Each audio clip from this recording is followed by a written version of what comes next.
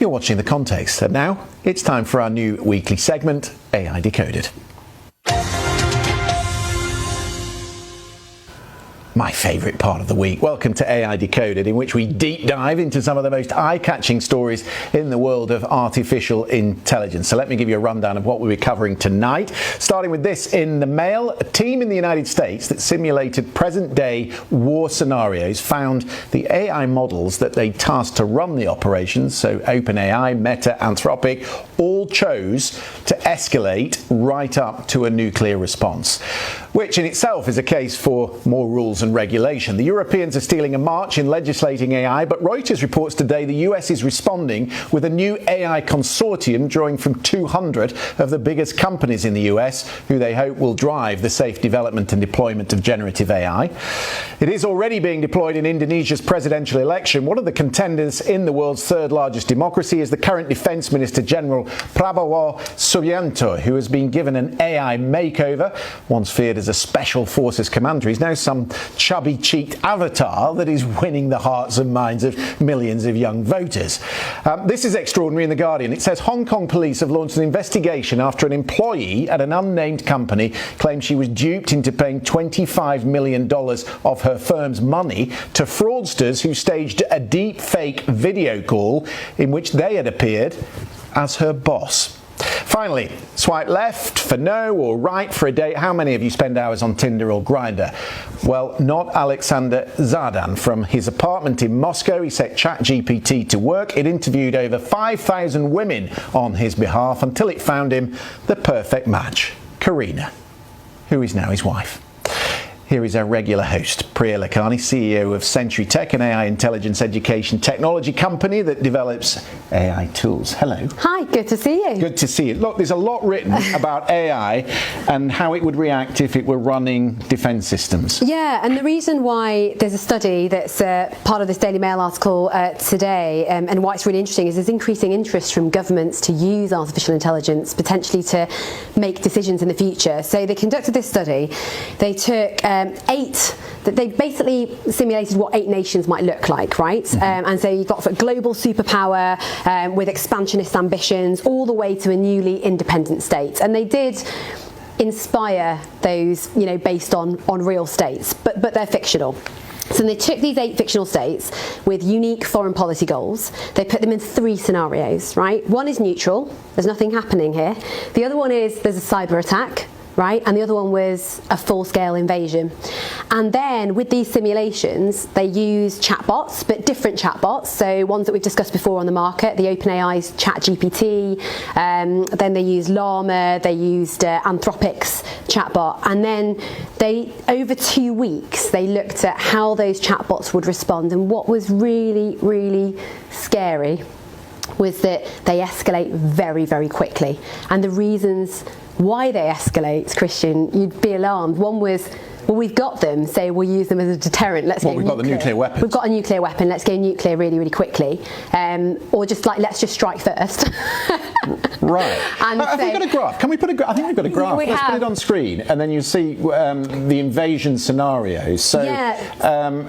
Right, so I see. So on the right-hand side and on the near right-hand side, you see how ChatGPT responded, and it's really it's GPT-4 that goes nuclear quickest. GPT-4 base, right? Yes. GPT-4 base is different to GPT-4. It's less sophisticated, if you like. It's the language model, but it's not got as much fine-tuning on top of it. It's more of a budget version. What's interesting? So the black lines, those vertical black bars, they look like mini dumbbells when they're small. Error rates. So there are some of these bars that are actually statistically not so significant, right? That's really important. But what this actually shows is the frequency at which the models, so the language models are up there, they're the coloured bars, and you've got the key on the top right hand side, on your top right, I think, and it shows the frequency at which those models in these simulations would basically take one of the 6 scenarios along the x-axis, along the horizontal axis. So how often would they de-escalate? But can you see how straight away you've got these situations where this is over a 2-week period? There are better charts in the 67-page report study that I decided to read for this. But it's actually really interesting. But why are they instinctively escalating? Well, this is all about how they're trained and what they're trained on, right? So, and what was quite interesting in the study. So they're mimicking us, essentially, but fast forwarding it. Well, there is a nuance here. So actually, one of the researchers stated that it could be because they've been trained on more data to do with escalation scenarios than diplomacy, and because we've got to remember all of these models are trained with lots of data and information, and so they're going to act with. This is very simplistic, but the majority of what they're trained on, right? So, but I think the key point here is anyone in the military who's looking at using these tools. Well, they are. I mean, the point here is that the US military is working with OpenAI to incorporate that sort of tech into its hardware. And the point is there is a significant difference in behaviour, as you can see, right, between the different models, and the 67-page study goes into that quite extensively. The choice of large language model will be really, really important, but you can't trust it, so it shouldn't be an agent. The idea of AI not just being prompted by a human, but actually taking an autonomous decision by itself and then acting out. We talked about drone wars on this programme. I mean, when you think that computers might be running these drones and an armada of drones, that's a really worrying aspect of it, isn't it? Which brings us neatly to the story from Reuters that the Biden administration are setting up this new consortium. So I guess a representative from each of the 200 companies that are taking part. What's the principle here? Yeah, so what happened, if you remember back in the AI Summit, actually where we launched this part of the programme. You launched, you were next to Sunak, weren't you? You were doing it. I was. When we launched, when the AI Summit was taking place at Bletchley Park, do you remember there was a US executive order by President Biden, and Kamala Harris, the Vice President, was here and she announced the executive order. As part of that executive order, which is the US's approach into how we're going to move forwards with regulation and safeguarding artificial intelligence technology, they asked NIST, which is the National Institute of Standards and Technology in the US, to create an institute, an AI Safety Institute. As part of the AI Safety Institute, they will create this consortium, and this consortium will have members and representatives of, academia, government, industry, all together, so that they stand the best chance of being able to create the best guidelines and policy going forward to safeguard against. But that's where I get concerned, because and Miles Taylor, who comes on from the States, talks to us a lot about this, because he goes into Congress and he puts the proposals and directives to them, and they don't understand it. And by the time they understand it, the technology's already moved on. Yeah. So can you be led by a consortium, or do you have to legislate on each and everything? So that's a classic case of how regulation always chases innovation, right? And that happens all the time. So the consortium won't lead. What it will do is it will help, right? And it will provide. So 600 entities, I believe, applied for this. 200 were selected by NIST to be part of the consortium. And then there's criteria. You have to be able to add expertise. You have to be able to offer data and models, etc. Really, really interesting point about the US though is that NIST has been really criticised, or the government, has been criticised that NIST is really underfunded. And so what hasn't been decided is how much funding the AI Safety Institute is going to get, the consortium will have in order to do this. And one of the key aspects they want them to do is create this red teaming framework, right? What's red teaming? So red teaming is the idea that you have a red team, a team of people, ethical hackers, analysts. Oh, so you test the systems. You go into the systems and you try and emulate essentially what a bad actor and an adversarial attack would look like, right? And so when you do that, it's really, really popular when it comes to cybersecurity. Lots of people use red teaming. You're able to uncover, inefficiencies, or you're able to uncover weaknesses or vulnerabilities in a system. And the US have got a history of doing this. So they had the big Pentagon hack day in 2016, I think it was. There was a generative AI sort of hackathon at DEF CON last summer. And so what they're going to do is create a framework for red teaming, which is why it's important to have all the right sorts of voices at the table. And these are different voices. Yes, you've got the big large language model creators and operators, but it goes beyond. But when they do it on the defence systems, they'll find that they're heading to nuclear war. So maybe they'll red team the defence systems. I don't know. Let's talk about this story, since we're talking about generative AI in Indonesia. So the thought has always been, the concern has been within elections that there will be deep fakes and misinformation. What we've not really looked at on our programme is how generative AI might be used to help candidates. Yeah, and I think generally across many countries there's a stance that it shouldn't help in political campaigning. Why? Because democracy is all about individuals having informed choices and decisions on a candidate, what they're saying, what they're doing.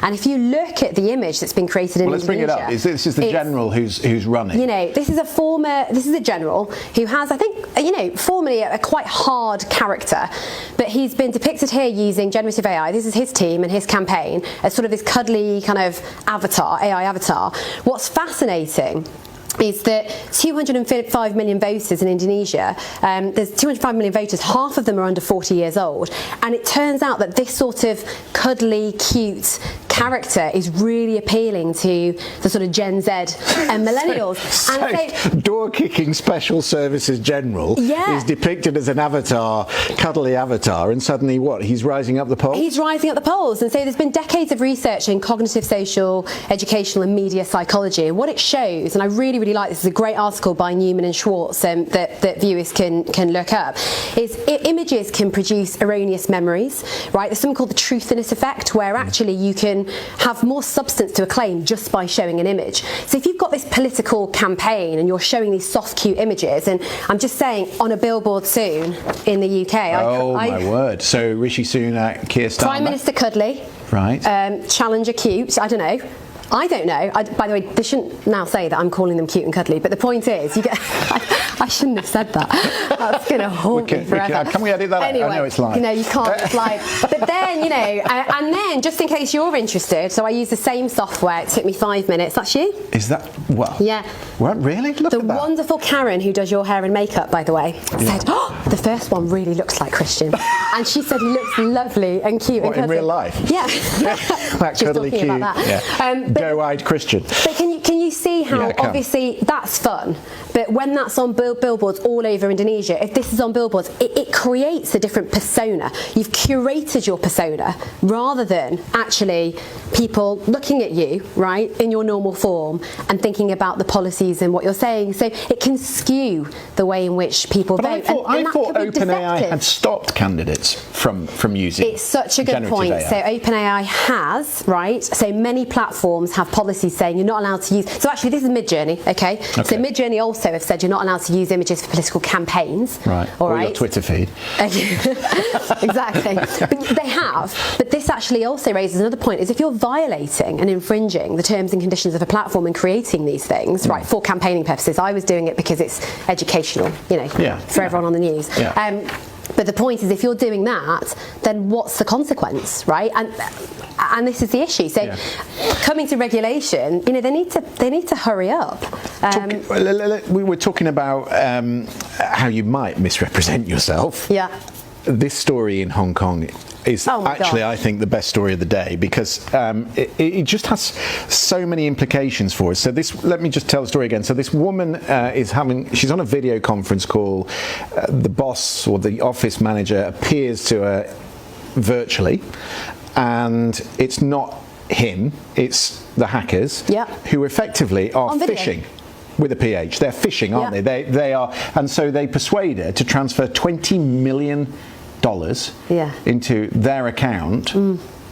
I mean, the implications of this are so profound because we're talking about AI speeding up the way we work, but if you cannot trust anything, if you have to check everything and everyone that you're talking to, then we start going backwards. Yeah, exactly. And do you remember the day when they had biometrics increasing security? So on the bank, you know, you would have voice authentication, for example.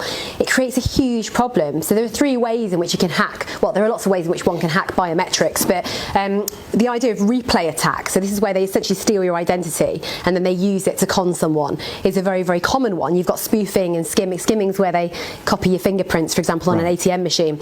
But do you mind if I play something for you? No, go on. We know each other. Yeah. Right? We're friends. Yep. So I trust you. Yes. I created this in 1 minute tops.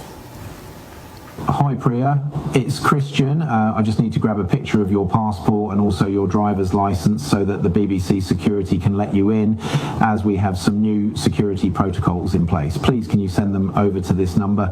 Thanks. See you later this evening on The Context. So, no Christian, way. No way. It does sound like you. 60 seconds tops. Okay, I use 11 Labs.io. I knew that you wouldn't get me into trouble because I didn't have permission to use your voice.